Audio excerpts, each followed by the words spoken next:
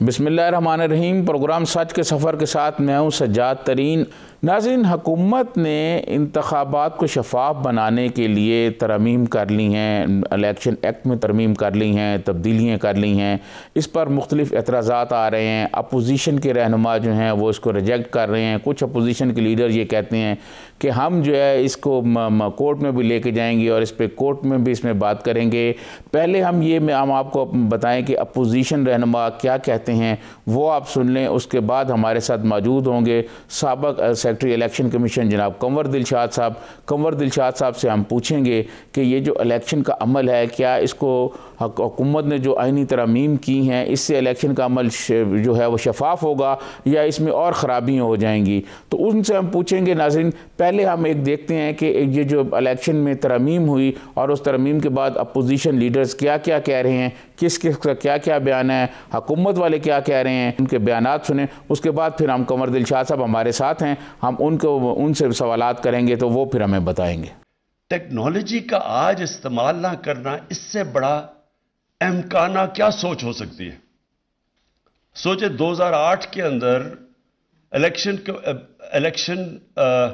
Government ने एक commission बनाई थी, गालिबन मेरे ख्याल में सुगरा इमाम उसकी हेड थी, और उन्होंने रिकमेंडेशन दी, बार बार मीटिंग्स करके उन्होंने रिकमेंडेशन दी। इलेक्शन कमीशन ने रिकमेंड किया कि ईवीएम इलेक्ट्रॉनिक वोटिंग मशीन्स आनी चाहिए। ये 2008 की बात कर रहा हूं, लेकिन क्यों नहीं एक्सेप्ट हुई? ये कोई भी वो लोग जो इस मुल्क के अंदर एक पुराने सिस्टम से फायदा उठा रहे हैं, वो कभी चेंज नहीं आने देंगे। मशीन के जरिए दोबारा ये सिलेक्टेड गवर्नमेंट किसी तरीके से अपनी मियाद को और तूल दे सके। ये अब अवाम के पास वोट के लिए नहीं जा सकते, इसीलिए इन्होंने ये ईवीएम, और ईवीएम क्या चीज है जनाब speaker? Evil and vicious machine. RTS, road transport system, वो तो खराब हो गया था 2018 में, जिसके नतीजे में ये धांधली ज़दा हुकूमत मार्ज़े वजूद में आई। अब ये रोड ट्रांसपोर्ट सिस्टम को छोड़कर अब ये ईवल विशियस मशीन पर तकिया किए बैठे हैं। जिस तरीके से और जिस अंदाज से इस हुकूमत ने यकतरफा इलेक्शन रिफॉर्म्स करने की कोशिश की, ये पाकिस्तान की तारीख ने नहीं देखा है कि एक हुकूमत पहले अज खुद ऑर्डिनेंस के थ्रू इलेक्टोरल रिफॉर्म्स करने की कोशिश करे और अब वो बुलडोज करके इस ऐवान से इलेक्टोरल रिफॉर्म्स जबरदस्ती पास करवाना चाहते हैं। मगर आज जो आप करने जा रहे हैं, जो आप जबरदस्ती इलेक्ट्रॉनिक वोटिंग मशीन्स ऑपोजिशन के एतराजात के बावजूद पास कर रहे हैं, इलेक्शन कमीशन का 34 पॉइंट्स का एतराजात के बावजूद कर रहे हैं, अगर आप इस कोशिश में कामयाब होते हैं तो मैं आज से आपको बता रहा हूं जनाब स्पीकर, हम आज से अगला इलेक्शन नहीं मानते हैं। हम आज से इलेक्टोरल वोटिंग मशीन्स नहीं मानते हैं। हम आपको ऐसे इलेक्शन नहीं करने देंगे और हम इलेक्शन कमीशन ऑफ पाकिस्तान के साथ शाना बशाना खड़े हैं। जब तक उनका एतराजात है तब तक हमारा एतराजात है। आपसे एक मासूमाना सवाल है जनाब स्पीकर कि इलेक्ट्रॉनिक वोटिंग का हक पार्लियामान में है, नेशनल असेंबली में है, आपके सामने उस दीवार पे इलेक्ट्रॉनिक वोटिंग का सिलसिला मौजूद है, मगर काम नहीं करता। हम पार्लियामान में इलेक्ट्रॉनिक वोटिंग नहीं कर सकते, मगर इस उम्मीद के साथ बैठे हैं कि 20 महीने के अंदर किसी तरीके से इलेक्शन कमीशन पाकिस्तान का हर पोलिंग स्टेशन में एक ऐसा कंप्यूटर लगाएगा जिसके तहत हम इलेक्शन करवाएंगे। आप आज से इलेक्शंस को मुतनाज़ा बना रहे हैं। सिर्फ इलेक्ट्रॉनिक वोटिंग मशीन्स का तो सवाल नहीं है, आप इलेक्ट्रॉनिक वोटिंग मशीन्स भी जबरदस्ती कर रहे हैं। जो इलेक्शन कमीशन का आईनी हक है कि वोटर लिस्ट इलेक्शन कमीशन का अथॉरिटी का है, ये तहफ़्फ़ुज़ और ये प्रोटेक्शन वोटर लिस्ट को और इलेक्शन कमीशन को आईन पाकिस्तान देता है। आपका आज कोशिश है कि कानून साजी के थ्रू आप आईन के खिलाफ वर्जी करें। आप कैसे कानून साजी के थ्रू जो इलेक्शन कमीशन का इख्तियार है वो इलेक्शन कमीशन से छीन कर एक हुकूमती इदारा को नादरा का देने की कोशिश कर रहे हैं। अब आज अपना अक्सरियत इस्तेमाल करके ये पास भी कर ले। मैं आपको बता रहा हूं, हुकूमत के बेंचेस को बता रहा हूं, हम कोर्ट जाएंगे। 17 नवंबर को पाकिस्तान की तारीख का यौम सियाह था जब हमारे पार्लियामेंट और मजलिस शूरा के अंदर 51 कवानीन 1 घंटे के अंदर अंदर पास किए गए और हंगामाराई के साथ पास किए गए, बेशर्मी के साथ पास किए गए। लेकिन मैं एक बात कहना चाहता हूं, दोस्तों की इजाजत के बगैर कहना चाहता हूं कि उस वक्त उस किरदार के पीछे जो मुजरिम खड़ा था, आज भी इस किरदार के पीछे वही मुजरिम खड़ा है। आईन की धज्जियां बखेरी गई थी। ये मुल्क के साथ मजाक होता है, ये मुल्क के साथ आईन के साथ मजाक होता है, ये जमहूरियत के साथ मजाक होता है, ये पार्लियामेंट के साथ मजाक किया जाता है। और तुमने आसान समझ लिया है कि शायद हम जो चाहें कर सकेंगे। इंशाअल्लाह आपके सामने अगर सारी अपोजिशन भी लेट जाएगी, जमीयत उलमा इस्लाम सीना सफर होकर इस बदउनवानी का मुकाबला करेगी। जिस जबर के जरिए से कल असेंबली में तरामीम हुई है, मैंने यहां क्वेटा की सरजमीन पर कल भी कहा था और आज भी अपने उलमाए किराम की मौजूदगी में एक बार फिर ये बात कहता हूं कि हम इन तरामीम को सिर्फ ये नहीं कि मुस्तरद करते हैं, बल्कि इन तरामीम को अपने जूते के नोक पर रखते हैं। तो नहीं बैसाखी इलेक्शन लॉज हैं, इलेक्शन लॉज जो असल है उनको तो एक तरफ रख दिया। जो इन्होंने ईवीएम का इस तरह इस्तेमाल किया है, जो लीडर ऑफ अपोजिशन ने भी कहा, हमारे चेयरमैन ने भी कहा कि ये एक मशीन सारी दुनिया में मुस्तरद हो सकी है, जर्मनी, इटली, अमेरिका, और आप बज़िद हैं। आप कहते हैं टेक्नोलॉजी से डरता है पाकिस्तान, तो आप क्यों डरते हैं अवाम के वोटों से, अवाम की आवाज़ से और अपोजिशन से? क्यों डर रहे हैं आप?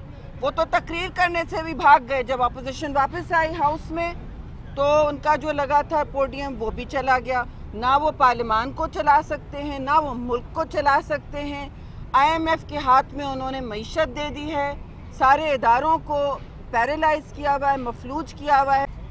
कल का दिन पाकिस्तान की पार्लियामानी तारीख में स्याह दिन रखा जाएगा, क्योंकि हुकूमत ने आइन को भी बुलडोज़ किया, पार्लियामेंट के कवानीन को भी बुलडोज़ किया, तमाम जमहूरी इक़दार को भी बुलडोज़ किया और पाकिस्तान के अंदर आम इंतखाबात के शफाफ होने के तरीक़ेकार को भी बुलडोज़ करके अगले इंतखाबात को 17 नवंबर 2021 की तारीख़ में मुतनाज़ बना दिया है। इन कवानीन के तहत कोई भी इंतखाब जो होगा वो मुतनाज़ होगा, चूँकि इलेक्शन में हुकूमत अकेली स्टेक होल्डर नहीं है, उसमें सबसे बड़ा stake holder election commission of Pakistan है, जिसकी आईन पाकिस्तान के तहत ज़िम्मेदारी है कि वो आज़ाद, मुनसिफाना और शफाफ इलेक्शन का बंदोबस्त करे। इलेक्शन कमीशन के तमाम एतराज़ात और तहफ़्फ़ुज़ात को बुलडोज़ करते हुए हुकूमत ने अपनी मनमानी के साथ अपने पसंद के कवानीन बनाने की कोशिश की है, ताकि इलेक्शन की फिनिश लाइन न्यूट्रल ना हो, ताकि इलेक्शन का सारा बंदोबस्त हुकूमत के हाथ में आ जाए। इसी तरह इस इंतखाबी पैकेज में जो इलेक्ट्रॉनिक वोटिंग मशीन बताई गई है कि वो हमारी धांधली को कंट्रोल करेगी, दरअसल वो इलेक्ट्रॉनिक धांधली का नुस्खा है। और हमारे हुकूमत के वज़ीर कहते हैं कि हम टेक्नोलॉजी लाना चाहते हैं, आप मुझे बताइए कि क्या जर्मनी टेक्नोलॉजी का दुनिया में बादशाह है या फ़कीर है? हम तो अभी टेक्नोलॉजी के फ़कीर हैं। जर्मनी टेक्नोलॉजी का बादशाह है, लेकिन जर्मनी की सुप्रीम कोर्ट ने कहा कि इलेक्ट्रॉनिक वोटिंग मशीन के तहत लोगों के वोटों को खुफिया नहीं रखा जा सकता और ये उनके बुनियादी हक पे डाका है। लिहाजा इलेक्ट्रॉनिक वोटिंग मशीन का इस्तेमाल गैर आइनी है जर्मनी के अंदर। इसी तरह बेशुमार और ममालिक जो टेक्नोलॉजी में हमसे 1000 गुना आगे हैं, उन्होंने ईवीएम को डिस्कार्ड कर दिया है ये कहकर के इसके ज़रिए टेम्परिंग हो सकती है। इसके ज़रिए अगर ऑनलाइन ये मशीन ना भी हो, अगर ये मशीन ऑनलाइन नहीं है तो इसको आप टेम्पर कर सकते हैं, इसके सॉफ्टवेयर को टेम्पर कर सकते हैं। और ये किसकी कस्टडी में होगी? ये हुकूमत की कस्टडी में होगी।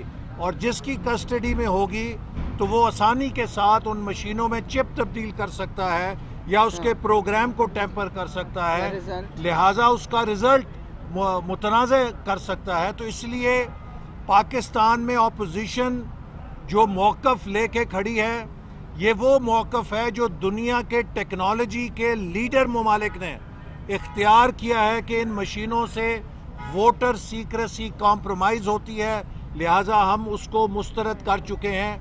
और ये हुकूमत जितनी उसके ऊपर कमर बस्ता है, उससे ये लगता है कि इस जिन की जान ईवीएम के अंदर है कि अगर ईवीएम नहीं आई तो इनका इलेक्शन ये हार जाएंगे और धांधली का मंसूबा नाकाम हो जाएगा। नाज़रीन, वक्त हुआ यहाँ एक ब्रेक का।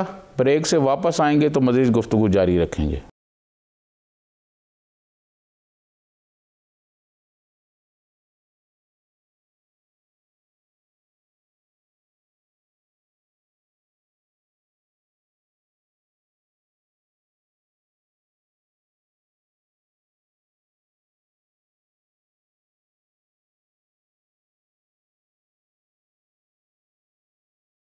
वेलकम बैक नाजरीन।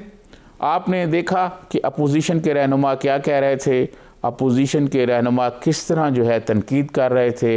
इस हवाले से अब हमारे साथ मौजूद हैं साबिक़ सेक्रेटरी इलेक्शन कमीशन जनाब कंवर दिलशाद साहब। हम उनसे गुफ्तगू करते हैं और उनसे पूछते हैं कि हुकूमत ने जो तरमीम की हैं, इन तरमीम में क्या क्या फ़ायदे हैं, क्या क्या नुकसानात हैं, क्या अब इन तरमीम के बाद इलेक्शन का जो अमल है उसे शफाफ बनाया जा सकता है। बहुत बहुत शुक्रिया कंवर दिलशाद साहब। कंवर दिलशाद साहब, ये जो इलेक्ट्रॉनिक मशीन की कानून साजी हुई है और अब इसका इस्तेमाल होगा, ज़रा इसके बारे में हमारे नाज़रीन को बताएं और अपोजिशन के जो तहफ़्फ़ुज़ात हैं वो भी आपने सुन लिए होंगे, ज़रा उस पर भी रोशनी डालें।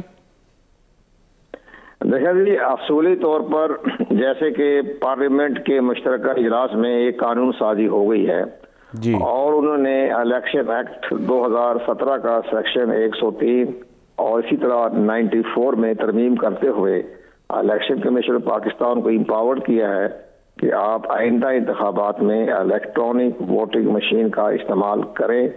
लेकिन हमें एक और इतला मिली है, अभी हमने उसका पूरा जो एक्ट नहीं पढ़ा है, लेकिन हमें आज एक अच्छी खबर सुनी है।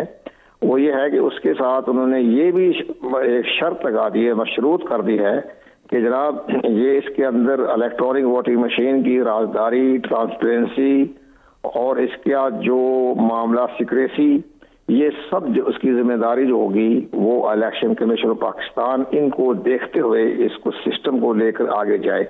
तो अब इलेक्शन कमीशन पाकिस्तान को तो इख्तियारात मिल गए हैं कि भाई वो उसको ट्रांसपेरेंसी को भी देखेगा, सिक्रेसी को भी देखेगा और टेम्परिंग के तमाम मामलात को भी देखेगा।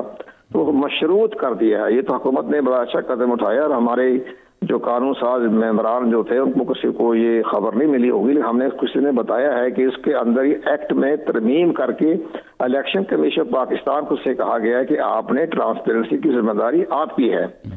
तो अब इलेक्शन कमीशन पाकिस्तान अपनी जिम्मेदारी को देखते हुए ये कहेगा कि जनाब हमारी नजर में इस इलेक्ट्रॉनिक वोटिंग मशीन में ट्रांसपेरेंसी, सिक्रेसी जो राजदारी है ये वो नहीं है, इसके अंदर फुकदान है, ये नाकिस है। तो उसको ऑटोमेटिक इलेक्शन कमीशन को इख्तियारात मिल गए हैं कि जब वो कहेगा इलेक्शन कमीशन, जैसे पहले भी कहता रहा इसमें ट्रांसपेरेंसी नहीं है, तो फिर ट्रांसपेरेंसी नहीं है तो इस सिस्टम को फिर कैसे आगे लेके जाएगा। तो एक और बात, दूसरी बात यह है कि चलें ये इसको भी हम लेके आगे चलते हैं।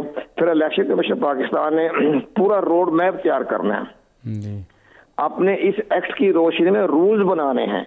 जो रूल्स बनाएगा तो उसमें सारी सूरत हाल को मद्देनजर रखेगा, इसमें कौन कौन सी बातें हैं, कौन से इसके अंदर नेगेटिव पॉइंट हैं, उसको दूर कैसे किया जाएगा, ये सारे रूल्स बनने हैं। उसके साथ साथ रोड मैप बनाएगा कि लॉजिस्टिक सपोर्ट कैसे है, मशीनें कहाँ से खरीदनी है, किस मुल्क से खरीदनी है, टेंडर कैसे आने हैं। आप देखें जो हुकूमत की तरफ से जो चंद इलेक्ट्रॉनिक वोटिंग मशीन आपको कौमी असम्बली में भी दिखाई गई है और इलेक्शन कमीशन में भी उन्होंने दिखाई कि नाम नुमाइश की, देखें आप, तो उसके बारे में ये खबरें आ रही हैं कि जो इलेक्ट्रॉनिक वोटिंग मशीन जिस निजी कंपनी ने, प्राइवेट कंपनी ने जो बनाई है, उसके अंदर बड़े नकाइस हैं। वो बहुत लो स्टैंडर्ड की है, सब स्टैंडर्ड की है, वो एक इंटरनेशनल स्टैंडर्ड की नहीं है। तो फिर इलेक्शन कमीशन पाकिस्तान इसको भी गौर करना है कि ये मशीन जो है जहां से हमें बना के दिखाई जा रही है, ये किस मुल्क ने बनाई है, किस कंपनी ने बनाई है। लेकिन इसके साथ साथ ये भी होगा कि जो मशीनें आएंगी, जो तैयार की जाएगी, वो इलेक्शन कमीशन ऑफ पाकिस्तान अपनी निगरानी में तैयार करेगा, अपनी निगरानी में टेंडर जारी करेगा, उसकी खरीदना करना, फिर सारा कुछ जिम्मेदारी इलेक्शन कमीशन पे आएगी। और फिर इलेक्शन कमीशन ने 8 या 9 लाख इलेक्ट्रॉनिक वोटिंग मशीन खरीदनी है, तो लॉजिस्टिक कहाँ रखनी है, वेयर हाउस कहाँ होने हैं, एयर कंडीशन हॉल बनने हैं, वो सारी कहाँ रखी जाएगी। या फिर हिफाजत के साथ जब इलेक्शन खत्म हो जाएगा उनको बड़े तरीके साथ आर्मी या रेंजर के साथ साथ स्कॉट करते हुए उसको पहुंचाया जाएगा, जैसे हमारे बेल्ट बॉक्स पहुंचाए जाते हैं। तो ये सारी चीजें जो हैं इलेक्शन कमीशन ने पूरी रिपोर्ट, लॉजिस्टिक सपोर्ट, तमाम इन अराउंड देखते हुए हुकूमत पाकिस्तान को पेश करेंगे।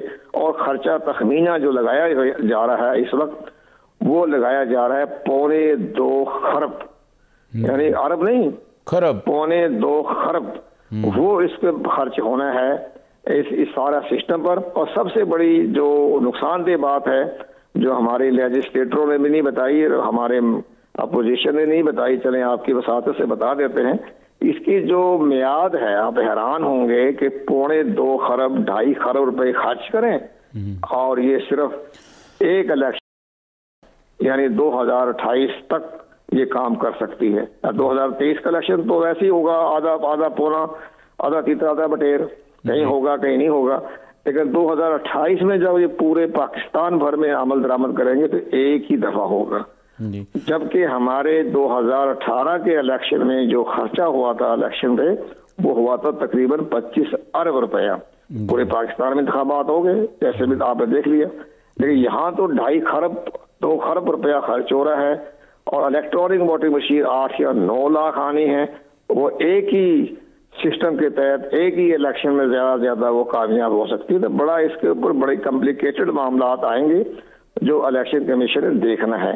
इलेक्शन कमीशन ऑफ पाकिस्तान ने इस एक्ट जो बन गया है, इसके खिलाफ सुप्रीम कोर्ट में नहीं जाना। बॉस एंकर पर्सन भी कह रहे हैं और हमारे सियासतदान भी कह रहे हैं कि इलेक्शन कमीशन की आज़ादी खुद मुख्तारी भारत आ रहा है, तो वो सुप्रीम कोर्ट जाए। इलेक्शन कमीशन ऑफ पाकिस्तान एक आईनी इदारा है, तो जो भी कानून साजी हो गई है उस पर अमल दरामद करना उसकी जिम्मेदारी है। लेकिन इसके सारे प्रास एंड कॉन, जो इसके तमाम पहलू हैं, नेगेटिव और पॉजिटिव, उस पर गौर खोज करना इलेक्शन कमीशन की आईनी जिम्मेदारी है, आइन के आर्टिकल 218 के तहत। अब आगे चले, जो हमारे लेजिस्लेटर भी नहीं सुन रहे, देख ही नहीं रहे, परवाही नहीं कर रहे, इस आइन के आर्टिकल 218 से 222 के साथ मिला के पढ़े।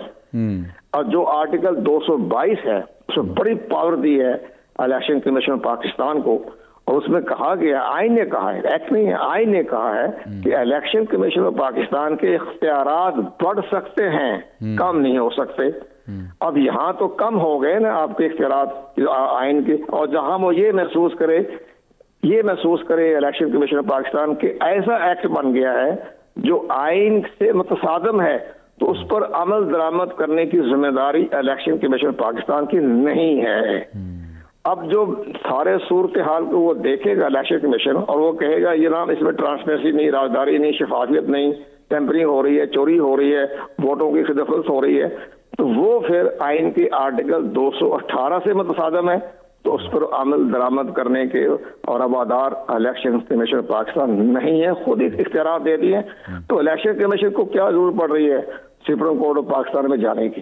तो ये मामला बड़े गौर तलब मामले हैं जो हमारे लोगों में जज्बात में आके बातें कर जाते हैं, वो असल इसकी हकीकत को तरफ नहीं जाते। अब एक और सबसे बड़ी बात यह है कि हुकूमत ने इसी एक्ट के तहत यानी बड़ी इसमें गलतियां की हुकूमत ने। अब बैठ के सोचे, दोबारा गौर कर ले, हुकूमत अपनी है, नुमाइंदे हमारे अपने हैं, तो अगर कोई गलती हो गई है, कोई कोताही हो गई है, कोई नजरअंदाज हो गया तो गौर कर ले।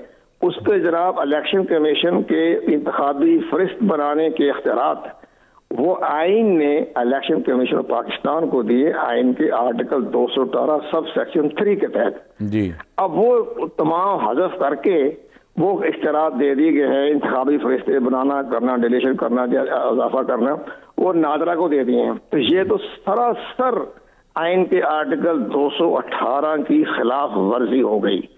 तो ये एक्ट बना ही नहीं सकते थे ये जिसने मशवरा दिया, जिसने उनको ड्राफ्टिंग की, जनाब ये तो आइन से मुतसादम हो गया। तो फिर आपने अगर इलेक्शन कमीशन के इख्तियारात 218 के तहत नादरा के हवाले करने हैं तो फिर आप इलेक्शन एक्ट 218 में तरमीम करके लिख दे कि नादरा बनाएगा, तो वो ठीक है। लेकिन आइन साजी तो ये नहीं कर सकते ना, आइन में 2/3 मेजॉरिटी चाहिए। तो इस लिहाज से ये भी एक बड़ा मसला पैदा हो गया। अरे और ऊपर चले और साथ में ये कहा है कि हल्का बंदियां जो कराई जाएगी वो इंतखाबी फरिश्त की बुनियाद पर की जाएगी, जबकि आइन ये कहता है, आइन का आर्टिकल 51 ये कहता है कि हल्का बंदियां पॉपुलेशन की बुनियाद पर की जाएगी। तो यहाँ भी आइन की खिलाफवर्जी हो गई, यहाँ भी इलेक्शन कमीशन मानने का रवादार नहीं है। और तीसरी वही गलतियां हैं, चंद बड़ी बड़ी बातें बता देता हूँ, 15-20 गलतियां हैं जी। 15-20 ऐसी शिकें हैं जो आइन से मुताबिक हैं जी। अब आप आगे चलें, आगे उन्होंने कहा है कि जो ख्वातीन की मखसूस नशिस्तें हैं जी, तो आर्टिकल 224 ये कहता है एक ही दफा सियासी जमात का सरबराह जो है वो इलेक्शन कमीशन को प्रायोरिटी लिस्ट देगा ताकि इंतखाब के बाद उनकी प्रायोरिटी के मुताबिक उनको सीटें मिल जाएं जी। इसके बाद वो तरमीम नहीं कर सकता, वो 50, 30, 40, 50 जितनी भी ख्वातीन का नाम देगा उसमें टर्न बाई टर्न जो भी होगा वो ऑटोमेटिक MNA MP बन जाएगी। यहाँ उन्होंने एक बड़ी बदनीति की बात की है। वहां इन्होंने ये किया है कि वो उसको हटा के उसमें कहा गया है कि जी पार्टी का सरबराह जो है वो इलेक्शन में कामयाबी के बाद प्रायोरिटी लिस्ट देगा। आइन का आर्टिकल 224 कहता है कि इलेक्शन से पहले प्रायोरिटी लिस्ट देगा। इन्होंने वहां से उसको करके तरमीम करके कहा नहीं जी इलेक्शन के 3 दिन बाद, ताकि जो पार्टी इक़्तिदार में आएगी तो वो ख्वातीन की जो मखसूस नशिस्तें हैं वो अपने जिसको चाहे वो दे दे और वहां से जनाब पार्टी फंड से जितना पैसा ले ले। तो यहाँ भी एक मामला जो है वो हो गया, आइन की खिलाफवर्जी हो गई, तो आइन की आर्टिकल 224 की खिलाफवर्जी हो गई जी। तो इस लिहाज से इसके अंदर बड़ी खामियां हैं जो कि हमारे मीडिया पर्सन भी या हमारे जो है इसमें आईनी कानून साज के मौसी तरफ तवज्जो नहीं दे रहे। और इलेक्शन कमीशन पाकिस्तान ये सारी चीजें कंपैरेटिव स्टेटमेंट बना के जनाब ये आपकी जो इंतखाबी इस्लाहात की जो आई है अपने आप जो कर रहे हैं, इसमें 13 या 14 ऐसे सेक्शन दफात हैं जो आइन से मुतसादिम है और उन्होंने साथ साथ वो सब लिख भी दिया है। तो उन्होंने ये प्रेसिडेंट ऑफ पाकिस्तान को भी दिए थे आज से 6 महीने पहले, और ये उन्होंने प्राइम मिनिस्टर ऑफ पाकिस्तान को भी दिए और कौमी असम्बली के स्पीकर को भी, चेयरमैन सेनेट को भी यहाँ उन्हें भिजवाए हैं।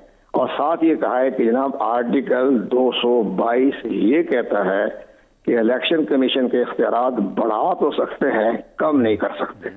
इलेक्शन कमीशन हुकूमत के दरमियान किसी किस्म का भी कोई इख्तिलाफ नहीं है जी। बाकी अखबारों में तो चलता रहता है, सियासतदान अपने बाहर आवाम को खुश करने के लिए, वोटर को खुश करने के लिए इस तरह के जुमले बोल देते हैं, लेकिन असूली तौर पर हुकूमत और इलेक्शन कमीशन के दरमियान किसी बारे में कोई इख्तिलाफ किस बात का होना है भाई? वो भी गवर्नमेंट का इदारा, वो भी हुकूमत पाकिस्तान ही आईनी इदारा है। तो इस लिहाज से कोई ऐसी बात नहीं है। लेकिन जिस लिए मैं ये बताया हूँ कि ये जो एक्ट में जो तमाम तरमीमें, ये आप हैरान होंगे कि पाकिस्तान के काबिल एहतराम अटॉर्नी जनरल पाकिस्तान ने भी जो मैंने आपको बताया, ये जब इलेक्शन कमीशन ने उनको बताया एक मीटिंग में जो तशरीफ लाए थे वो इलेक्शन कमीशन में, तो वो भी इन प्रिंसिपल एग्री कर गए थे भाई ये तो आइन से मुतसादिम है, ये इस पर कैसे एक्ट बन सकता है। तो ये सारी चीजें हैं, नादरा को इख्तियार कैसे दिए जा सकते हैं? इलेक्शन कमीशन की तो बुनियाद ही है इंतखाबी फरिश्त बनाना। जब इंतखाबी फरिश्त बनाने के इख्तियार आप नादरा को, गवर्नमेंट के इदारे को दे दें, ठीक है, नादरा के चेयरमैन बहुत काबिल तरीन आदमी हैं और बड़े, हमें उन पर बड़ा फख्र भी है, ठीक है, बहुत सी पॉलिसी तो हमें उनसे इख्तिलाफ तो कर सकते हैं, वो कुछ एडमिनिस्ट्रेटिव पॉइंट ऑफ व्यू से हमें इख्तिलाफ कर सकते हैं, वैसे शख्सियात तो हमारे वो दोस्तों की तरह हैं, लेकिन मसला ये होता है कि हम चीजें को देखते हुए आगे बढ़ेंगे ना हम, इसलिए सारी चीजें हमने देखना होता है। तो ये बहरहाल एक बहुत सही बात मैंने आपको बता दी, ये इलेक्शन कमीशन इन प्रिंसिपल तो रवादार है, जो कानून साजी होगी है, लेकिन अपना तोहफत जो है, जो आईन ने उसको दिया है, उसके मुताबिक इलेक्शन कमीशन आगे बढ़ेगा और हुकूमत पाकिस्तान ने जहां जहां उनको मामलत करना चाहेंगे वो ठीक है, अपना पूरा एक रोड मैप बना के हुकूमत पाकिस्तान को दे देंगे, साथ साथ अपने रिजर्वेशन भी बता देंगे और खर्चा ही बता देंगे, जनाब इतना खर्च है तो ये सारे आप बंदोबस्त करें, वेयर हाउस बनाएं और लॉजिस्टिक सपोर्ट के लिए हेलीकॉप्टर का बंदोबस्त करें ताकि जो हमारी कॉन्स्टिट्यूंसी में जा सके फौरी तौर पर इमीडिएटली इलेक्ट्रॉनिक वोटिंग मशीन, ये सारी चीजें जो हैं वो हुकूमत को पेश करेंगे। और फिर ये तो फिर इलेक्शन कमीशन पाकिस्तान के पास वक्त ही नहीं है जनाब।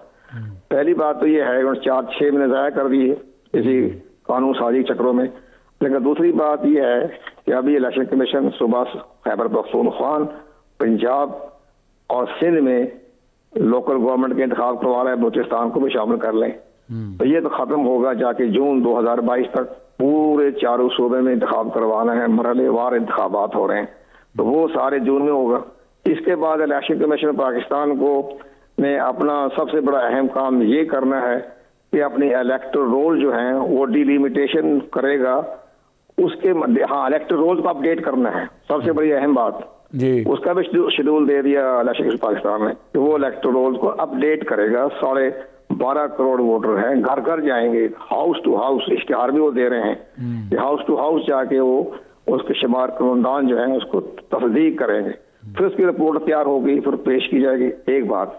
दूसरा सबसे बड़ी इंपॉर्टेंट जो इलेक्शन कमीशन पाकिस्तान के पास है कि मर्दमशुमारी हो रही है और गवर्नमेंट पाकिस्तान ठीक है 7वीं मर्दमशुमारी होनी चाहिए, करें, पहली बार कुछ कंट्रोवर्शियल थी, 5 अरब रुपए भी इन्होंने महकमा शुमारियात को दे दिए हैं, तो वो जनाब वो है कि मर्दमशुमारी के बाद जब मर्दमशुमारी हो जाएगी तो फिर इलेक्शन कमीशन ने इमीडिएटली हल्का बगिया करवानी है। तो आप ये बताइए कि 4 लाख जो हमारे IT के माहिर हो गए उनको ट्रेनिंग देना और 13 लाख जो है इलेक्शन कमीशन का अमला उसको ट्रेनिंग देना, फिर लॉजिस्टिक वेयर हाउस बनाना, ये कहाँ टाइम है? कमर दिलशाद साहब यहाँ वक्त है ब्रेक का, ब्रेक से वापस आएंगे तो मजीद गुफ्तगू आपसे जारी रखेंगे।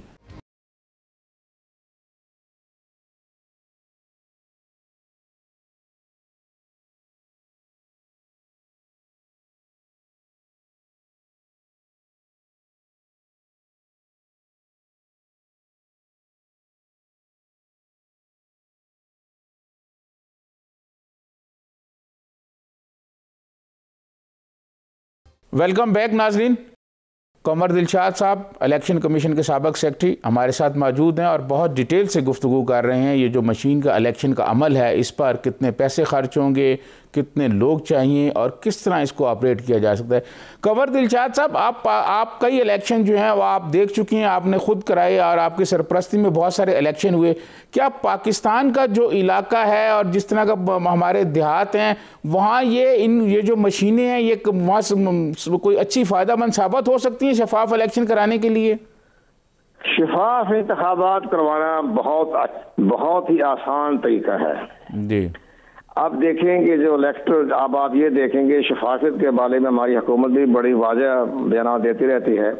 अब आप ये देखें ये साबित हो गया, हमें नहीं पता चला था, मैं भी 8-9 साल रहा फेडरल सेक्रेटरी इलेक्शन कमीशन, हमें पता ही नहीं लगा कि जनाब इलेक्शन कमीशन में जो टेम्परिंग होती है, रिजल्ट तब्दील किया जाता है, उसके मुहर्रिकीन प्रिजाइडिंग ऑफिसर हैं। वो डेस्क की रिपोर्ट से पता चला कि डेस्क के रिपोर्ट में ये सारा साबित हो गया कि जनाब हमारे प्रिजाइडिंग ऑफिसरों को हमारी ब्यूरोक्रेसी धमकाती है, डराती है, ट्रांसफर कर देंगे, मुलाजिमत से निकाल देंगे, तो वो उनको डरा धमका के अपनी मर्जी के टेम्परिंग करती है और साथ हुक्म देती है कि जनाब हमारे नुमाइंदे पोलिंग स्टेशन पे आएंगे, वो टेम्परिंग करेंगे, बैलेट बॉक्स भर देंगे, सब कुछ कर देंगे, आपने बोलना नहीं, खामोश रहना है, जिस तरह वो चाहे दस्तखत करते जाओ। तो जनाब ये तो इस रिपोर्ट में साबित हो गया कि हमारा इलेक्शन कमीशन का तो नहीं है ताल्लुक होता है, जब बाहर से लोग आते हैं सूबाई गवर्नमेंट से, तो वो जो प्रिजाइडिंग ऑफिसर हैं और जो अमला है उस पर तो इलेक्शन कमीशन का कंट्रोल ही कोई नहीं है। इलेक्शन कमीशन को ना डिसमिस कर सकता है, ना जेल दे सकता है, ना इनके खिलाफ एक्शन ले सकता है। अगर एक्शन लेगा भी तो मुतल्लिका चीफ सेक्रेटरी को भेजेगा, चीफ सेक्रेटरी जवाब नहीं देना। तो ये सारी चीजें इस पर कानून साजी करें कि इलेक्शन कमीशन पाकिस्तान को इख्तियार दिया जाए कि जो भी इलेक्शन का स्टाफ का अमला कोई गड़बड़ करता है तो इलेक्शन कमीशन उसी मौके पर फौरी तौर पर उसको डिसमिस कर सकता है। मौतल नहीं, मौतल 3 महीने बाद वापस आ जाएगा, डिसमिस कर सकता है। तो उसके साथ जो भी इसके ऊपर लाइन ऊपर तक जाएगी, इसके जो ट्रेल ऊपर तक होगी रिटर्निंग ऑफिसर तक, उसको भी वो डिसमिस कर सकता है।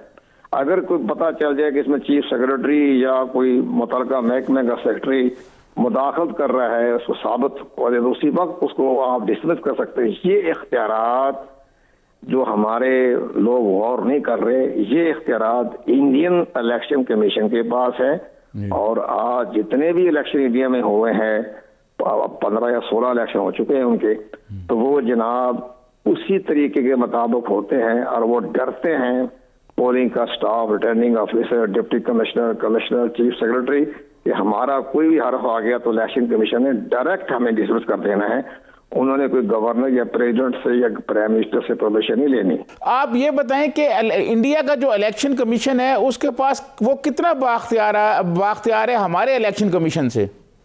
इंडिया का तो आप मुकाबला ही नहीं कर सकते। इंडिया में तो ये भी है कि जो रातों रात पार्टी बदल के दूसरी पार्टी में जाए तो उसको तो टिकट 5 साल तक नहीं दे सकते। वो पार्टी 5 साल तक टिकट नहीं दे सकती जो रातों रात पार्टी बदल के कोई पार्टी ज्वाइन करे। तो यहाँ है कोई मानते हैं ये जो असली काम करने थे जनाब अली सजाद तरीन साहब, जो असली काम कर जो हम लिखते रहे साहब डार को अभी चले उसने तो गौर ही नहीं किया। और इसी तरह एक और बड़े मशहूर मारूफ थे, मुशर्रफ साहब के भी थे, वो वज़ीर कानून अहमद जावेद क्या नाम था उसका अपना, तो वो जनाब वो शाहिद अहमद तो उनका बड़ा भाई था ना, तो ये जाहिद अहमद था। हाँ तो जाहिद अहमद साहब उन्होंने भी नहीं किया। अब मौजूदा हुकूमत जो आई है तनी बड़ी शफाफ इंतखाबात के नारे पर मशहूर पर, तो उन्होंने भी काम ये नहीं किया। असल तो ये काम करने वाले हैं कि जनाब इलेक्शन कमीशन के इसको पावर दे देंगे जब आप उसको डिसमिस कर दें तो फिर तो देखें कैसे इंतखाब में गड़बड़ होती है। फिर इलेक्ट्रॉनिक वोटिंग किसी में की जरूरत ही नहीं और किसी आर्मी की जरूरत नहीं, किसी जरूरत नहीं, खुला स्टेशन दे दें पोलिंग स्टेशन, इसकी किसी की जरूरत नहीं होगी कि जब पता चलेगा इलेक्शन कमीशन डिसमिस कर देना है तो जनाब वो खत्म। इंडिया में तो कोई फौज नहीं तलब की जाती है इलेक्शन में। मैंने खुद इंडिया के इलेक्शन देखे हैं, एक सिपाही खड़ा होता है पोलिंग स्टेशन पर, एक सिपाही, और उस पोलिंग स्टेशन पर वोट कास्ट करने की जो तादाद दी जाती है वो 5000 है। हमारे यहाँ तो 1200 है। 5000 वोटर जाके वोट कास्ट करता है, एक सिपाही डंडा ले खड़ा होता है और लाइन लगी होती है, और तो मर्दों की कोई तमीज नहीं होती और जाके वोट कास्ट करते हैं। ये मैंने श्रीलंका में भी देखा, कोई पुलिस नहीं होती। तो यहाँ जनाब आर्मी रेंजर पता नहीं क्या क्या लगाते हैं और फिर भी गड़बड़ होने के इम्कानात हो जाते हैं। कंवर दिलशाद साहब ये बताएं कि इंडिया में क्या ये मशीन इस्तेमाल हो रही है, वहाँ कोई तजर्बा किया गया, आपने इसका कभी जायजा लिया? नहीं वो तो इंतखाबात तो जब खत्म वक्त गुजर गया ना, अब तो कानून साइज हो नहीं सकते। जब मौजूदा कानून है उसके मुताबिक इंतखाबात करवाने पड़ेंगे। जो असली रूह है शफाफ इंतखाबात की कराने पर तो किसी ना अपोजिशन ने जवाब दिया ना किसी ने जवाब दिया। इंडियन इलेक्शन कमीशन का तो पाकिस्तान मुकाबला नहीं कर सकता। वहाँ तो ये भी इख्तियारात हैं कि अगर कोई इमरजेंसी पड़ गई है तो इलेक्शन कमीशन इंडिया कानून साजी भी कर सकता है। दुनिया में कितने मुल्क हैं जहाँ ये मशीन जो है इस्तेमाल होती है इलेक्ट्रॉनिक्स वोट वाली? इंडिया समेत कोई कितने मुल्क है दुनिया में सर? इलेक्ट्रॉनिक मशीन का तो आप चैप्टर क्लोज कर दें आप जी। ये इस पर तो मुझे नजर नहीं आ रहा कि आप ये जो है 2023 के इलेक्शन में कोई इलेक्ट्रॉनिक वोटिंग मशीन इस्तेमाल होनी है। और अभी तो बड़ी अच्छी खबर आई है कि गवर्नमेंट मिनिस्टर ने हफाज चौधरी साहब ने कहा कि हम इस पर दोबारा अपोजिशन से मुज़ाकरात करने को तैयार हैं। मुमकिन है जब दोबारा मुज़ाकरात करें और बहुत सी अच्छी बातें भी सामने आ जाए तो, लेकिन बहरहाल इलेक्ट्रॉनिक वोटिंग मशीन का इस्तेमाल जो है मुझे तो नजर नहीं आ रहा। बाकी इलेक्शन कमीशन खुद मुख्तार इदारा है, वो जिस तरह चाहे करे, लेकिन मुझे इस पर नजर नहीं आ रहा। कमर दिलशाद साहब, ये जो आपने रकम बताई मशीनों की और ये तो बहुत महंगा अमल नहीं हो जाएगा इलेक्शन का? पाकिस्तान जैसा गरीब मुल्क बर्दाश्त कर सकता है? होना ही नहीं है बात, ये 2.5 खरब कहाँ से लेके आएंगे, तो होना ही नहीं है। ये तो बहुत बड़ी मुश्किल एक्सरसाइज है, तो बड़े बड़े मामला आने हैं। इलेक्शन कमीशन अपनी रिपोर्ट तैयार करेगा, हुकूमत को बताएगा जनाब ये मामला हैं, हमें इतने मसरूफ है, हमें कौन सी कोई आना, हमें तो ये चीजें भी करवानी, ये इंतखाबात भी करवा रहे हैं, लोकल गवर्नमेंट भी करवा रही है, हल्का बंदी भी करवा रही है, मर्दमशुमारी भी करवा रहे हैं, और इलेक्टोरल रोल भी अपडेट हो रहा है। हमारे पास टाइम किधर है? हम कहाँ से कराएंगे हम? कमर दिलशाद साहब, ये बैरून मुल्क पाकिस्तानियों को जो वोट देने का हक है, ये भी कोई मुतनाज़ा हो गया, अपोजिशन इस पर भी मुख्तलिफ जो है वो बातें कर रही है, आप क्या कहते हैं इस बारे में? हमारी ख्वाहिश है कि तारीख पाकिस्तान के ऊपर से पाकिस्तानी को वोट दिया जाए, हमारी ख्वाहिश है, लेकिन तरीकेकार ये है। हमने सेनेट में भी बात की थी, सेनेट की कमेटी में मैंने भी प्रेजेंटेशन दी थी, बाकियों ने भी दी थी, तो हमने ये कहा था कि जनाब इलेक्ट्रॉनिक के जरिए या इंटरनेट बैटिंग के जरिए वोट कास्ट करने में टेम्परिंग भी है, हाइक भी हो जाएगा, और ये नामुमकिन है, इसमें राजदारी भी नहीं है, इसमें तो सारा इंटरनेट ही खत्म हो जाएगा, क्योंकि हाइक होने का बड़ा खतरा है इसके अंदर। उधर रिपोर्ट भी आ गई, इंटरनेशनल रिपोर्ट भी आ गई है, जो हमारी मिनिस्ट्री टेक्नोलॉजी ने एक कंसल्टेंट बुलाया था स्पेन से, उसने भी रिपोर्ट पेश कर दी है कि जनाब ये पाकिस्तान में नामुमकिन है, इसमें ट्रांसपेरेंसी नहीं है। तो इसी तरह हम तो कहते हैं पोस्टल बैलेट के लिए भी करा लो भाई, वो आप जाएं एम्बेसी में जाएं, पोस्टल एम्बेसडर को बना दे रिटर्निंग ऑफिसर, और वो जनाब वहाँ बैठे और वो जनाब वहाँ से पोस्टल बैलेट में करके हमारे डिप्लोमेटिक बैग में भिजा दें, वजारत खारजा में, वहाँ से इलेक्शन कमीशन पाकिस्तान के पास आ जाएगा, वो मुतलका रिटर्निंग ऑफिसर को भिजवा देंगे। बड़ा आसान तरीका है, 2 महीने पहले कर लें इलेक्शन, ऐसे कोई जरूरी तो नहीं होता कि आप इलेक्शन के दिन ही पोस्टल बैलेट भेजें, 2 महीने पहले भेज दें और वो बाकी सारे अपने वोट कास्ट कर लें। बड़ा आसान तरीका, पता भी चल जाएगा, बिल्कुल सही, कोई ट्रांसपेरेंसी भी है, गड़बड़ भी नहीं है। अगर कल को अदालत में जाएं तो आपको चेक भी कर सकते हैं ना ये पोस्टल बैलेट है। अब इंटरनेट के जरिए आपको अदालत में कोई जाए ना, अभी तो टैंपरिंग हो गई, ये गलत है, तो अदालत में जगह क्या दिखाएंगे वो, और ईमेल दिखाएंगे वहां जाकर। तो ये नहीं होना, ये तो बिल्कुल इन्होंने जो बात की है वो ग्राउंड रियलिटी के मुताबिक बात नहीं की है, वो पोस्टल बैलेट के जरिए करवा लें। कमर दिलशाद साहब, ये बताएं कि पाकिस्तान जैसा मुल्क जो है, क्या इसमें इलेक्शन कमीशन को अगर बाख्तियार कर दिया जाए तो फिर इलेक्शन का जो अमल है वो शफाफ हो सकता है? भाई वो किसी गवर्नमेंट ने नहीं करना, ये बिल्कुल आप सही फरमा रहे हैं, हुआ ही नहीं। कानून साजी जो असली इख्तियारात है वो दिए ही नहीं जा रहे, वो उनको गालियां गलोच निकाल रहे हैं, वो कहते हैं जी आप मुस्लिम लीग में ज्वाइन कर लें, आप पार्टी के चेयरमैन बन जाएं, वो इस तरह की बातें कर रहे हैं। तो इलेक्शन कमीशन को साथ उन्होंने कहाँ करना है इन्होंने, वो तो बात यही है ना कि ये तो पहली दफा हमारी गवर्नमेंट के वफाकी वज़रा ने इलेक्शन कमीशन को गालियां निकाली हैं, हम आग लगा देंगे, नजर कर देंगे।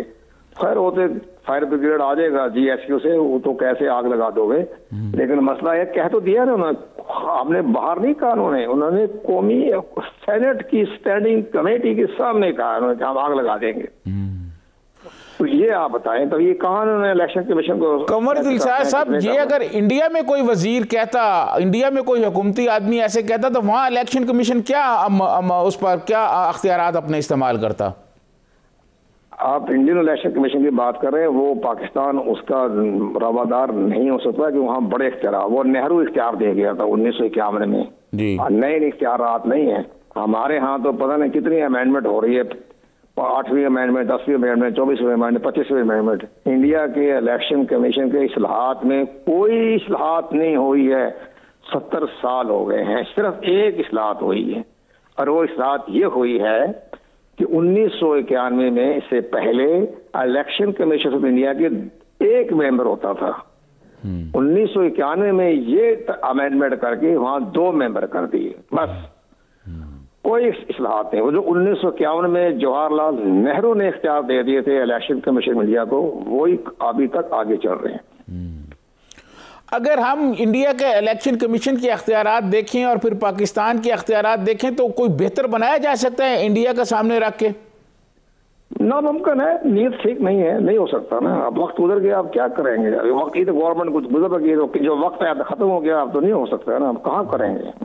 ये तो आपने बेपरा, हमने भी अपना सारे एनर्जी लगा दी, आपने भी सारे प्रोग्राम इसको उठा के लेके जाएंगे, तो किसने काम करना है? ना हमारी अपोजिशन इसमें सिंसियर है, ये इलेक्शन कमीशन को इख्तियार पहले इसहाक डार ने भी कुछ भी नहीं दिया।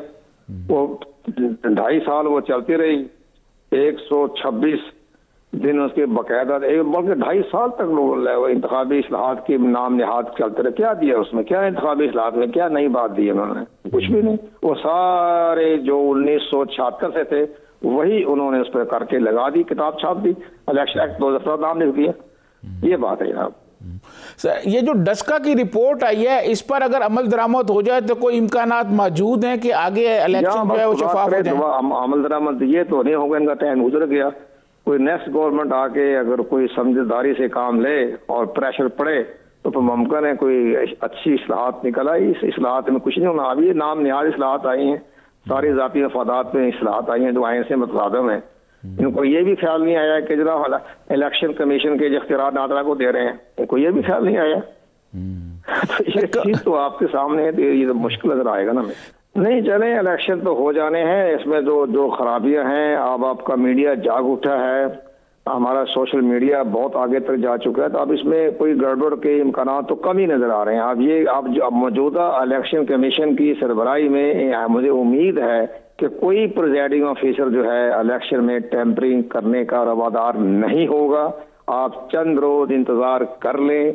डस्का के जो कौमी मुजरम हैं उनको जो इबरतनाक सजा दी जाएगी, उसके बाद पाकिस्तान भर में कोई भी प्रिजाइडिंग ऑफिसर या ब्यूरोक्रेट या चीफ सेक्रेटरी या आईजी पंजाब हो या सिंध का हो या बलूचिस्तान का हो, इनको जरूरत नहीं होगी कि वो इलेक्शन में टेम्परिंग कर दें, क्योंकि बहुत बड़ा फैसला चंद रोज में आने वाला है। कंवर दिलशाद साहब, पाकिस्तान में जो इलेक्शन पे MNA MPA पैसे लगाते हैं वो करोड़ों रुपए का खर्चा है, उसको कम कैसे किया जाए? ये कोई काबू नहीं होता, ये कोई बताता नहीं भाई। ये तो इलेक्शन कमीशन के पास इख्तियार ही नहीं है। क्या कर सकते हैं इलेक्शन कमीशन? कोई इख्तियार नहीं है, इख्तियार दिया ही नहीं है। जो थोड़ा बहुत इख्तियार दिया था पुराने एक्ट में, तो नया एक्ट बना, उसमें इख्तियार वापस ले लिए। वो तो कोई इख्तियार नहीं है। जितना मर्जी खर्च करें, 50 करोड़ रुपए खर्च करें, 20 करोड़ रुपए खर्च करें, खत्म कर दिया उन्होंने कहा जी आप ठीक है, अगर कोई ज्यादा खर्चा हो गया तो आप नोटिस जारी करें, पूछें, इंक्वायरी करें, तफ्तीश करें, इंटरोगेशन करें। तो कोई रिपोर्ट देने वाला कोई नहीं जनाब, इसने कोई 10 करोड़ खर्च कर दिया, 15 करोड़ खर्च कर दिया। वो पार्टी फंड में पैसा देते हैं, वहां से टिकट मिल जाता है, तो बस उसका तो कोई पाबंदी नहीं है। 50 करोड़ रुपए दे दें, 10 अरब रुपया दे दें पार्टी को, उस पर तो कोई भी नहीं है। उस पर तो इस पर कोई नहीं है। पहले अच्छा कानून था, उसमें सजा थी 3 साल की, 4 साल की, 3 साल की सजा थी अगर साबित हो जाए तो। लेकिन आज तक, मैं अपने दौर में भी रहा हूँ, हमें आज तक कोई ऐसा सबूत किसी ने नहीं दिया जिसमें इलेक्शन एक्सपेंसेस के तहत किसी को सजा दी जा सके। तो बहरहाल ये तो हमारा कानून में बहुत खामियां हैं सजाद तरीन साहब, बड़ी खामियां हैं। अफसोस की बात है कि किसी ने इन खामियों को तो ध्यान नहीं दिया और वो बस ट्रक के पीछे बत्ती लगा के पीछे पीछे लोगों ने लगा दिया। असली जो मैंने आपको आज दिल की बात बताई है, दर्द दिल से बताया है, बड़े दुख एतराफ से बताया है, तो असली तरमीम करनी थी। ये मैंने इसहाक डार साहब को बार बार लिख के दी, तो उसने तो गौर ही नहीं किया। आपने साबिक secretary election commission Kanwar Dilshad साहब की गुफ्तगू सुनी और उन्होंने बड़े दुखी दिल से ये जो इलेक्शन के अमल में जो ख़राबियाँ हुई हैं और हुकूमत ने जो नया एक एक्ट बनाया है इसमें जो ख़राबियाँ हुई हैं उन्होंने उसकी निशानदेही की है। और उन्होंने ये जो बातें बताई हैं, इससे तो ऐसे लगता है कि हमारी हुकूमत जो है उसने इस पर जायज़ा नहीं लिया और हुकूमत ने ये सोचा ही नहीं है कि इस इलेक्शन पर कितने अखराजात आएंगे और इसमें क्या क्या नकाइस हैं और क्या क्या मुश्किलात पेश आएंगी। लेकिन कंवर दिलशाद साहब क्योंकि वफाकी सेक्रेटरी इलेक्शन कमीशन रहे हैं और वो सारी चीज़ों को जानते हैं, उन्होंने बहुत तफसील से जो है सारी सूरत हाल बता दी है कि यहाँ क्या क्या मुश्किलात हैं और किन किन जगह पर मुश्किलात पेश आएंगी। उम्मीद ये की जा सकती है कि हुकूमत एक दफ़ा फिर इन तमाम बातों पर गौर करेगी और इलेक्शन के अमल को शफाफ बनाने के लिए जो इस अमल में और बेहतरियाँ की जा सकती हैं उस पर ज़रूर गौर करेगी। इसी के साथ सज्जाद तरीन को इजाज़त दीजिए। अल्लाह हाफिज़।